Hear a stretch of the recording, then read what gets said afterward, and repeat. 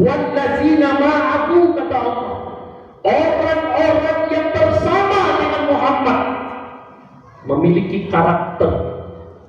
Apa karakter pengikut Nabi Muhammad itu? Yang pertama dijelaskan oleh Allah, as-sidda'u 'alal kufar, bersifat tegas terhadap orang kafir. Kenapa kita harus bersifat tegas? Ada ayat yang mengingatkan, ya ayuhan nabi jahidul kufar wal munafiq waghluz alaihim. Perintah Allah, hai Muhammad, perangi orang kafir dan bersifat tegaslah kamu terhadap mereka.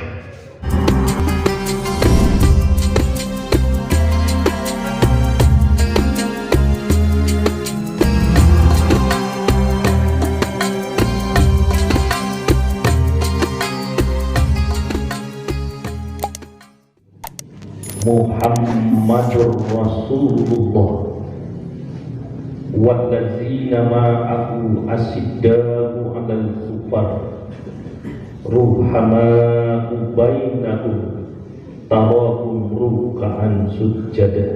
Shadaqallahul azim. Jemaah Jumat yang dirahmati Allah, sejenak kita berserah diri kepada Allah Subhanahu wa taala. Panggilan Jumat ini adalah panggilan wajib yang Allah tujukan kepada kita sebagai pengikut Muhammad. Kendati pun ada hujan, selama hujan itu bisa kita tempuh untuk melakukan pengabdian dan ibadah kepada Allah. Alhamdulillah, dengan rahmat dan kasih sayang Allah, kita bersama-sama hadir di masjid ini dengan niat yang ikhlas melakukan pengabdian kita kepada Allah Subhanahu wa taala. Kemudian mari kita berdoa dan berselawat buat Nabi Allah Muhammad sallallahu alaihi wasallam. Allahumma shalli ala Muhammad wa ala ali Muhammad. Jemaah Jumat yang dirahmati Allah, hatib berusia kepada diri hatib, seterusnya untuk jemaah Jumat yang dirahmati Allah. Kandungan daripada usia itu adalah agar masing-masing kita dengan tujuan dan target yang sama. Apa target dan tujuan yang sama? Hidup dengan kekuatan iman dan takwa, bekerja dengan kekuatan iman dan takwa, dan mati dalam keadaan beriman dan bertakwa. Maka oleh karena itu tentu kita sebagai hamba Allah senantiasa untuk mengokohkan kekuatan iman dan takwa di dalam diri kita masing-masing. Jemaah Jumat yang dirahmati Allah, landasan khutbah pada kesempatan ini adalah surat Al-Fat ayat yang ke-29. Bismillahirrahmanirrahim. Muhammadur Rasulullah wallazina ma'ahu as-sidda'u 'alal kufar ruhama'u bainahum tarahum ruk'an sujada. Shadaqallahul azim. Ayat ini mengingatkan kepada kita apa yang diingatkan oleh Allah, apa yang dinasihatkan oleh Allah kepada kita. Yang pertama, Allah ingatkan Muhammadur Rasulullah. Muhammad itu adalah utusan Allah. Muhammad itu adalah nabi terakhir yang membawa kebenaran melalui agama Islam yang bersumberkan kepada Al-Quran dan Sunnah. Lalu ada karakter pengikut daripada Nabi Muhammad. Wallazina ma'ahu, orang-orang yang bersama dengan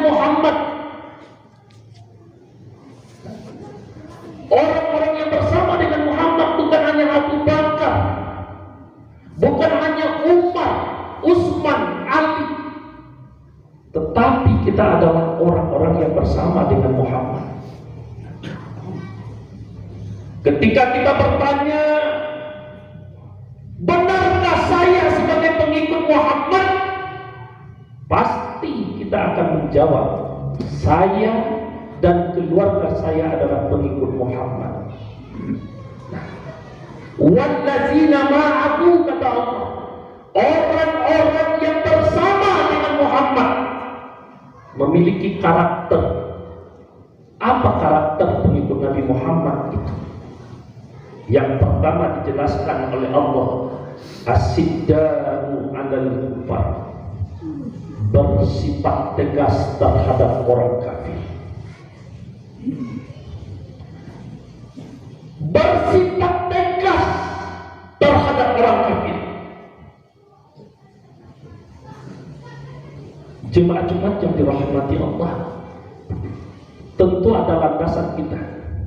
Kenapa kita diperintahkan oleh Allah untuk bertegas, bersifat tegas dengan orang kafir?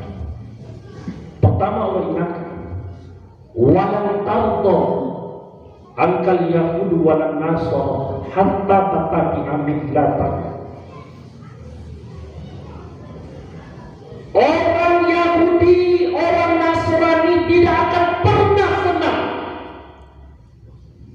tidak akan pernah sayang kepada kita dalam segi apapun, kecuali kita berbondong-bondong masuk ke dalam agama mereka. Ini target. Ini yang disampaikan oleh Allah kepada Nabi Muhammad. Kenapa pengikut Nabi Muhammad itu bersifat tegas terhadap orang kafir? Karena orang Yahudi dan orang Nasrani, dia tidak akan pernah senang melihat kemajuan Islam. Dia tidak ingin melihat kejayaan Islam, kecuali kita sebagai umat Islam berbondong-bondong masuk ke dalam agama mereka. Dengan berbagai cara mereka akan lakukan. Target mereka adalah untuk menghancurkan Islam. Ini yang sedang kita nikmati sebagai orang Islam hari ini. Apa yang kita nikmati? Kita sedang dirongrong oleh para pengkhianat dari bangsa ini. Pengkhianat apa? Apa yang kita rasakan hari ini? Bagaimana kehidupan beragama? Bagaimana posisi Islam?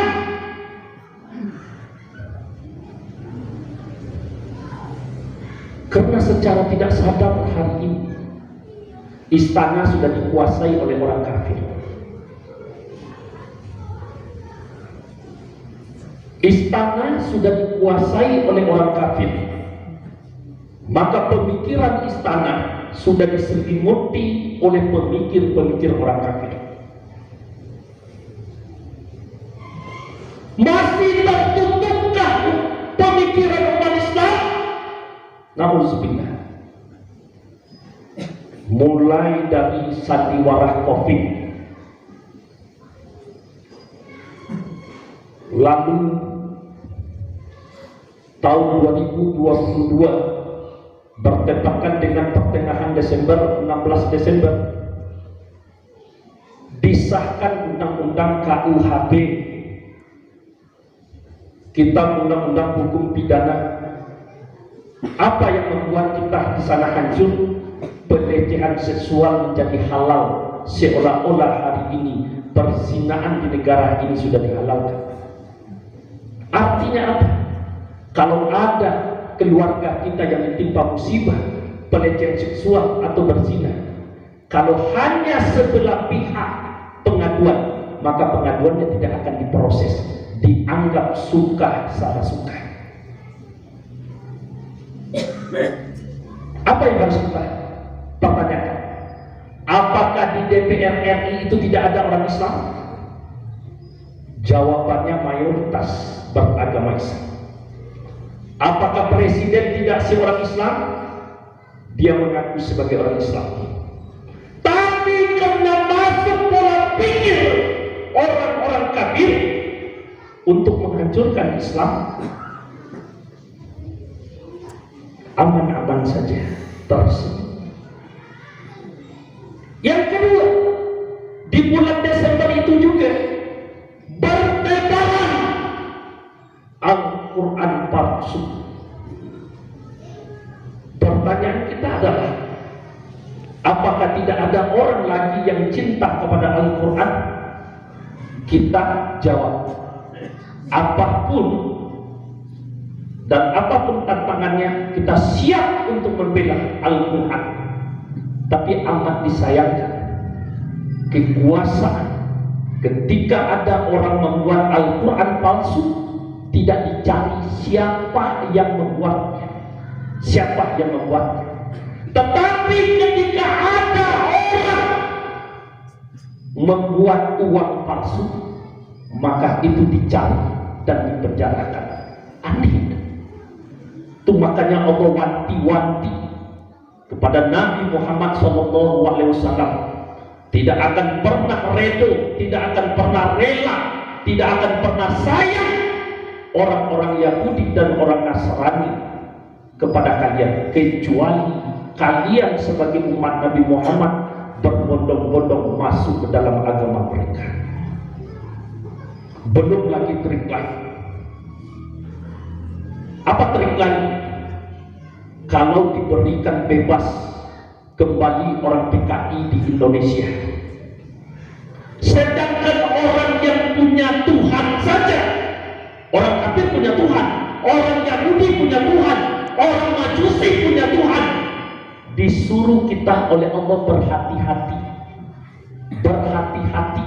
terhadap orang Yahudi, terhadap orang Nasrani, terhadap orang Majusi. Sekarang orang yang anti terhadap Tuhan, bagi bapak-bapak yang pernah mendengar dan mengalami sejarah 1965, jangan sampai terulang di tahun 2023 kebangkitan PKI di Indonesia. Indonesia kalau tidak akan dikatakan milik orang Islam, setidak-tidaknya baca undang-undang. Di dalam Undang-Undang 1945 itu tertera berkat rahmat Allah yang Maha Kuasa dengan dibolongkan oleh keinginan luhur, itu bukti bahwa negara ini didirikan oleh orang Islam. Hari ini umat Islam tidak boleh menjadi anak buah, menjadi anak tiri di negara tercinta ini. Apa yang harus kita lakukan? Kita harus menjadi umat Nabi Muhammad.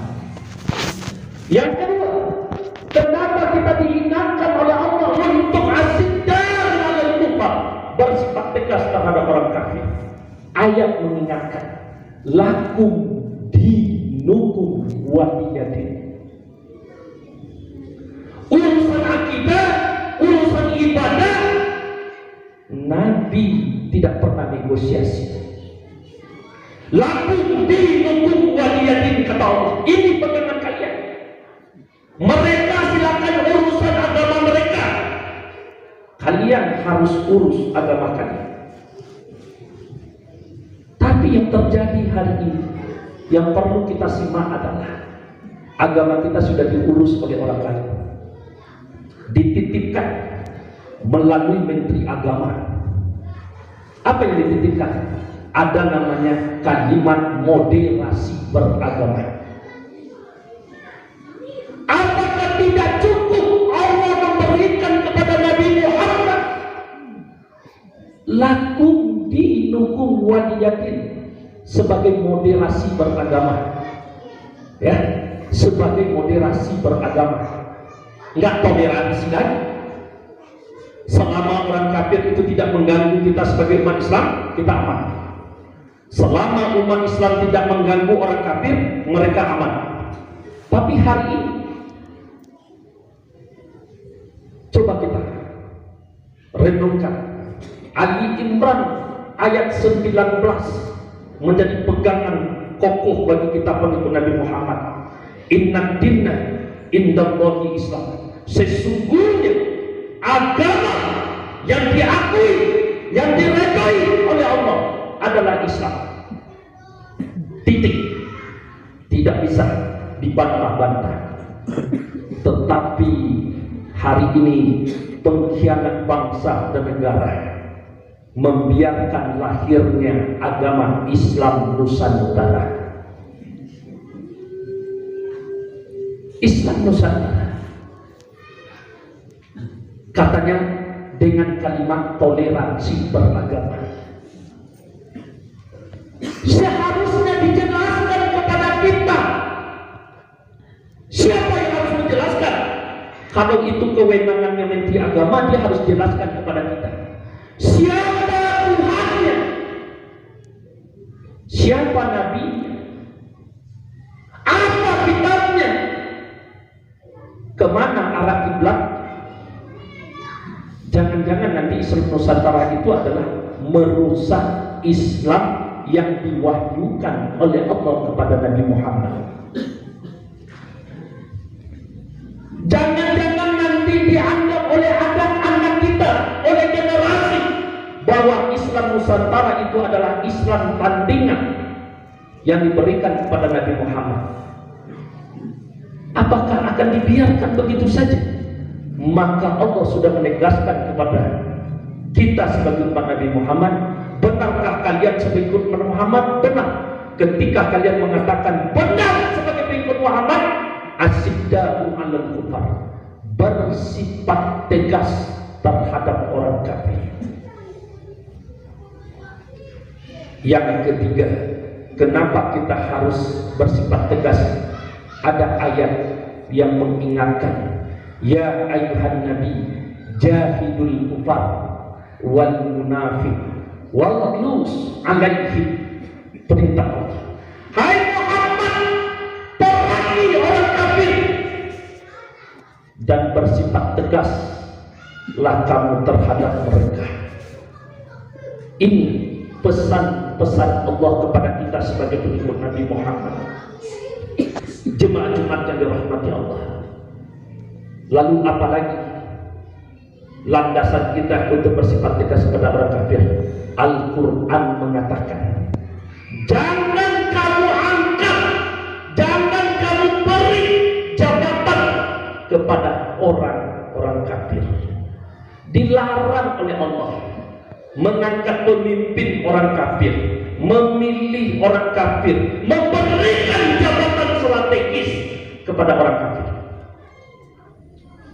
Tapi ternyata hari ini hampir separuh menteri adalah orang kafir, Kapolri orang kafir, lembaga-lembaga terhormat yang lain dipegang oleh orang kafir, Pertamina dipegang oleh mantan penjara orang kafir. Siapa lagi? Apakah tidak ada orang Islam yang cerdas di Indonesia? Ini bertentangan dengan Allah sebagai pengikut Nabi Muhammad. Jangan kamu berikan jabatan, jangan kamu angkat, jangan kamu pilih orang kafir menjadi pemimpin, karena itu akan merusak pada agama. Ekonomi hari ini dikuasai oleh Cina komunis. Lembaga-lembaga terhormat sudah dikuasai oleh orang-orang kafir. Bagaimana lagi akan berdiri kebenaran dan keadilan? Mudah-mudahan Allah akan memberikan perlindungan dan pertolongan kepada kita umat Islam. Tapi ada syaratnya. Surat Muhammad ayat yang ke-7 syaratnya. Ya ayyuhalladzina amanu in tansurullah wa yansurkum wa yusabbit aqdamakum. Hai orang-orang yang beriman, tolong, bela, selamatkan agama Allah, maka Allah akan menolong semua urusanmu dan Allah akan mengokohkan kedudukan. Itu perintah Allah. Apa yang diminta oleh Allah? Membeda